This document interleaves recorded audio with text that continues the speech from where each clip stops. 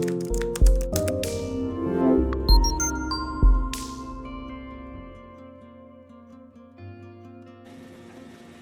right, we're going to shift into, and we're going to move quickly through this emotional transformation. So remember, what's the first secret to building a dream life? Holistic.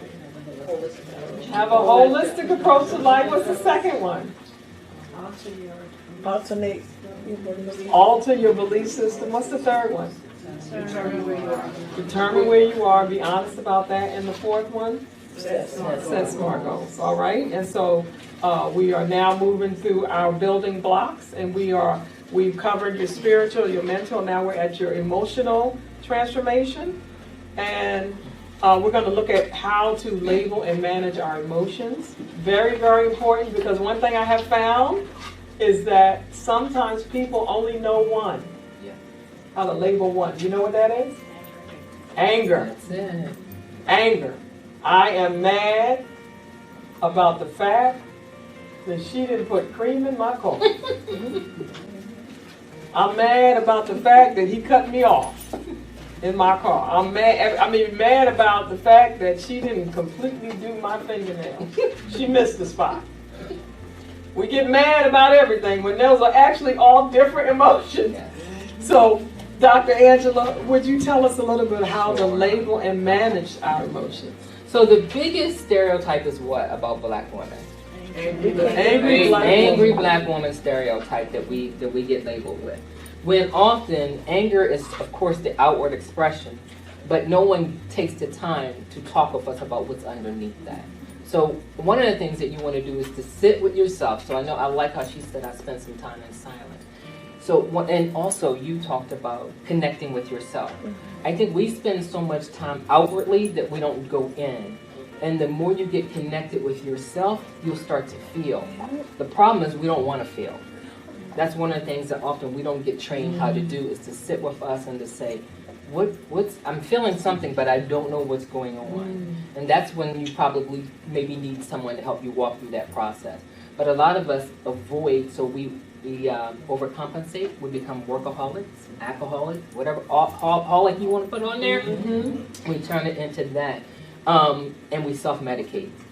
You can self-medicate with work, gambling, whatever your vice is. All of that is to cover up feelings underneath. And so one of the things that you really have to sit and be silent with yourself. Journaling is awesome. You can write down your feelings or your thoughts. But if you don't know how to do that, then you should find someone who can help you kind of guide through and talk about, well, do you know where that's coming from? Do you know what your triggers for your anger are? And then you can drill down to figure out it's really about some shame that I haven't worked through. So there are bigger emotions underneath. Absolutely. And I like the fact that it's not just labeling those emotions, and that's you can only do that by getting in touch with yourself.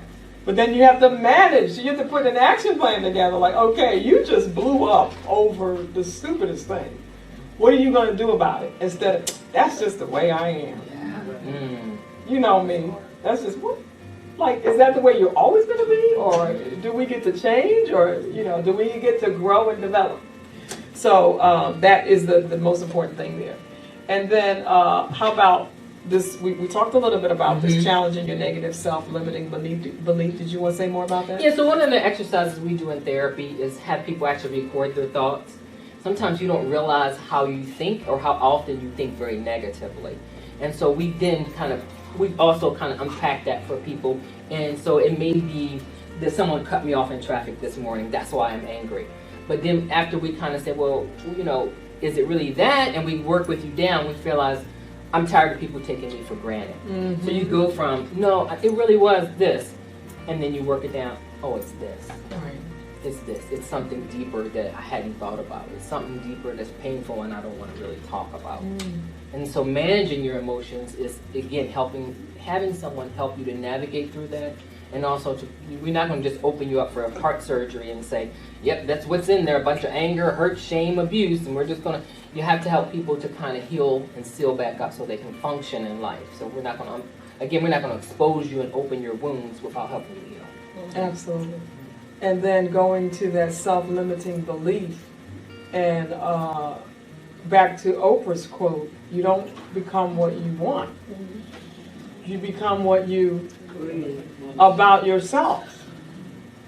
What do I believe about myself that gets me in this moment? Do I believe that I can be here, or do I believe that I don't deserve to be here?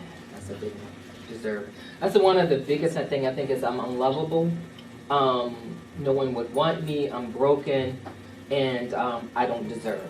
I don't deserve better. And usually that comes from places where you've been, your spirit has been so beaten down in relationships. And that relationship just isn't a romantic partner. That could be a mom, that could be a dad, it could be a teacher. It could be someone who said something very hurtful a long time ago that you never ever dealt with. And then it comes up and you find yourself almost in a self-fulfilling prophecy and you're not even aware of it. That's where the self-awareness comes in.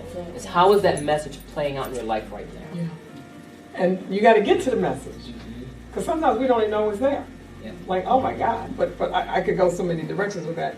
But the idea of being able to challenge that negative belief system and also do something about it. And one of the things that I do is I listen to affirmations. And that's like every day on a regular basis, I listen to affirmations that tell me that I'm smart, I'm beautiful, I can do it, I'm successful. And let me tell you, that when I started listening, I'm like, really? It took me by surprise. Like, oh, I can say those things about myself. And then as I, the more I do it, the more I embrace it, and the better it makes me feel about myself. So now that becomes the self-fulfilling prophecy. Like, you all that in a bag of chips. You really got it going on. Sometimes you can tape yourself, and sometimes you can listen to other people. But when I talked about my coach, he was probably the second person in my life, in my lifetime, that said something positive to me.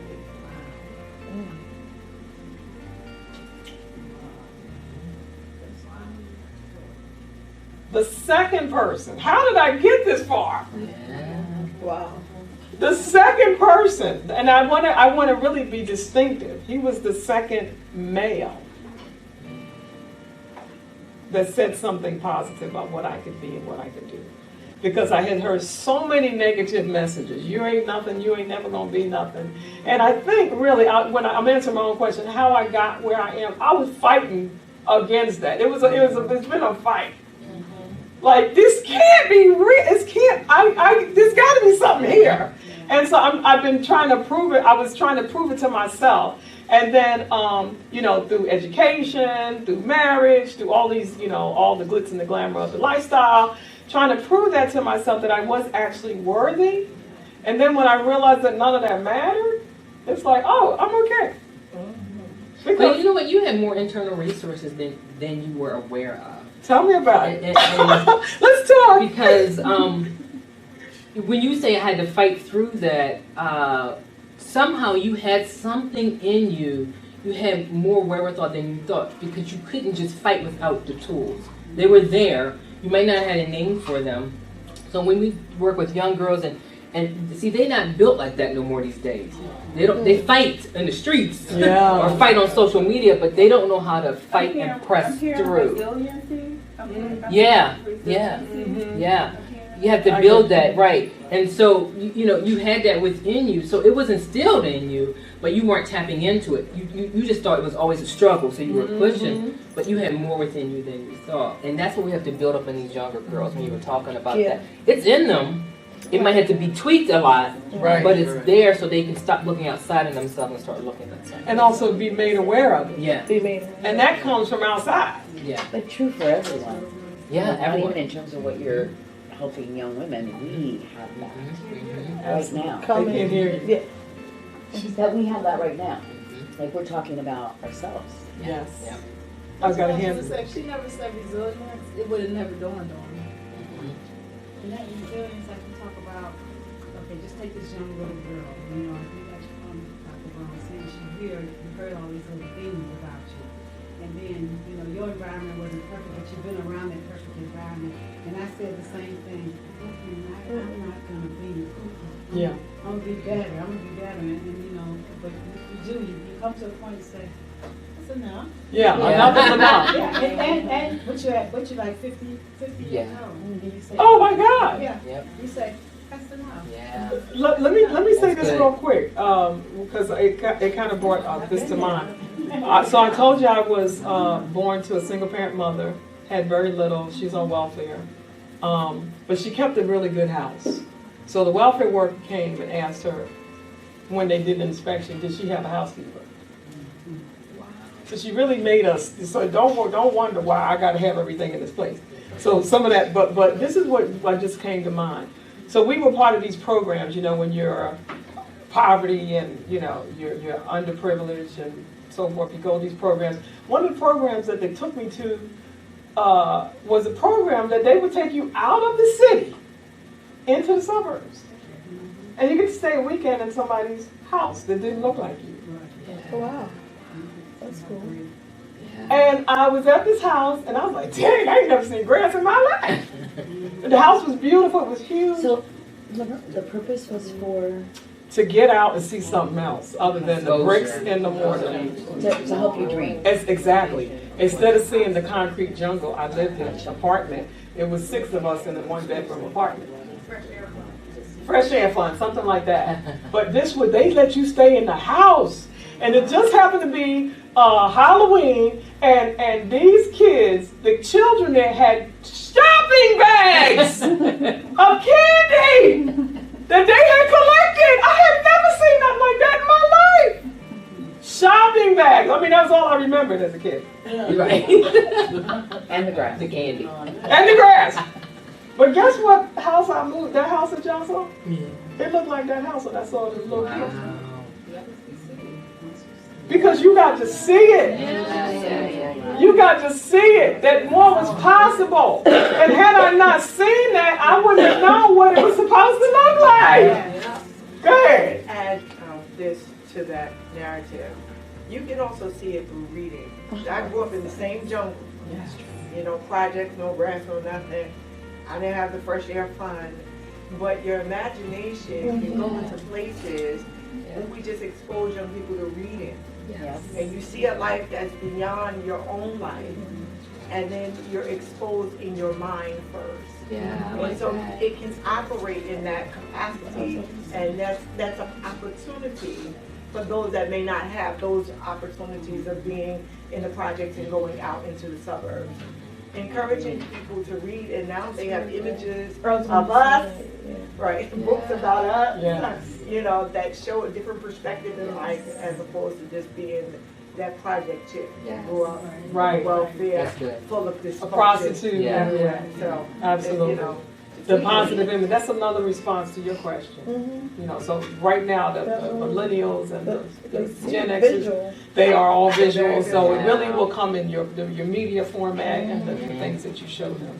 All right, we're going to move on because we're going to go to lunch, and we're going to have a working lunch, ladies. So, all right, so let's kind of wrap this up. So some of the healthy ways that we can work on our brain habits are meditation. And so different people have different ways of doing meditation. You do what works for you.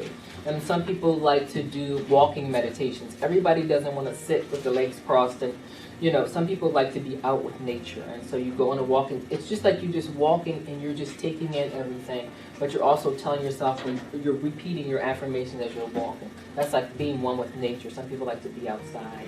And other people like to read their devotion and meditate on scripture. But it is really more about clearing the mind, one, to hear messages from Christ, but also it's about clearing the clutter. So we want to declutter the space so that we can be open to the experiences of our day. So we can see things in a different perspective. And then when I go back to healthy brain habits, I'm always going to talk about mind-body nutrition. That is so big. There are foods that will replace medications for moderate to mild depression. They're not for severe. Some people, you need medication, you take what you need. If you had a broken arm, you don't go to the doctor and say, just give me an aspirin, right? You need a cast and you need treatment. But there are medications, and there's foods out there that we know, there are diets that are rich in certain nutrients that feed the brain, reach the same parts of the brain that medication does. So you want to kind of do both, mind, body, and soul and spirit go together. Awesome. Well, you just mentioned something. Let us know something for mild depression. What kind of food? Okay, I'm sorry. Don't leave us like this. I'm sorry.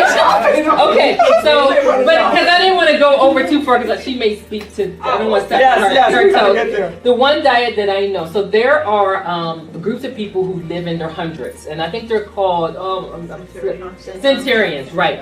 And their diet is strong with, it's a Mediterranean diet, fishes, fish oils and things like that. That's why people take fish oil supplements.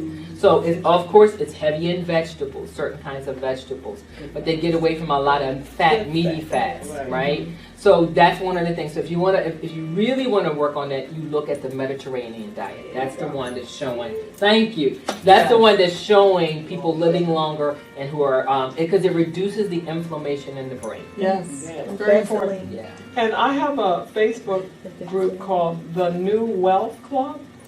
New Wealth. Health is the new wealth. So in that club, you can ask to join. I think you can join it or ask to join. I have hundreds, if not thousands, of postings on things to help you live a healthier life.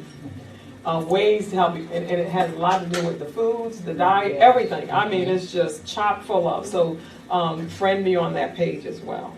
Was that awesome? Listen, I want you to take a minute while we shift to your emotional goals. Just jot down one thing, and then I think we're jumping into physical transformation. And I want to do that before we have lunch. Can she tell us about her new book? Oh my God. So I am very serious about Dr. LaVerne's, Dr. LaVerne being a part of my life. When I was working for the state, I was so overwhelmed and stressed, and I knew there was something more. I always knew there was something more. And I remember when I started coaching with her, I was using my lunchtime, and I would go into my car, and I would call her because LaVerne don't play.